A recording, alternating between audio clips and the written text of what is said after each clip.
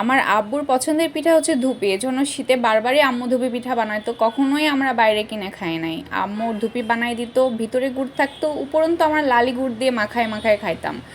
আর এখন ঢাকায় আসার পর ধুপি পিঠা 1-2 দিন পরপরই খাওয়া হয়, কিন্তু কিনে খাওয়া হয় নিজের জন্য। আর ওই 1-2টা ধুপি পিঠা বানাইতে ইচ্ছা করে না, শিখতেও ইচ্ছা করে না, ধুপি পিঠা বানাইতেও যাই না। আর এই যে দেখেন ঢাকা শহরে ধুপি পিঠা, ফাঁকিবাজি পিঠা, 20 টাকা পিঠা কিন্তু নিচের দিকে কেমন জানি চ্যাপটা করে দেয়। কিন্তু এই দোকানের পিঠাতে একটু গুড় বেশি দেয়, সাথে নারকেলটাও বেশি থাকে, যার কারণে এই দোকানের ধুপি পিঠাটা খাইতে খুবই ভালো লাগে আমার। টেস্ট কোয়ালিটি ভালো রাখলে খাবারের ব্যবসাটা রমরমা চলে। ওনার 500 পিস বিক্রি হয় 20 টাকা করে, সে লেভেলের ব্যবসা। আর এই যে দেখেন ওনার ছেলে না নাতি আমি জানি না, একদম পিচ্চি সাইজের, বাট সেইভাবে হিসাব বুঝে গেছে। আর এই হচ্ছে ধুপি পিঠা, এখন খাবো দাবো। এখানে অনেকেই পার্সেল নিচ্ছে দেখতেছি, আবার অনেকেই খাচ্ছে। মানে জাস্ট দেখেন গুড়ের লেভেলটা দেখেন, কি লেভেলের গুড় দিছে, মানে এই জন্যই ওনার ব্যবসাটা ভালো চলে।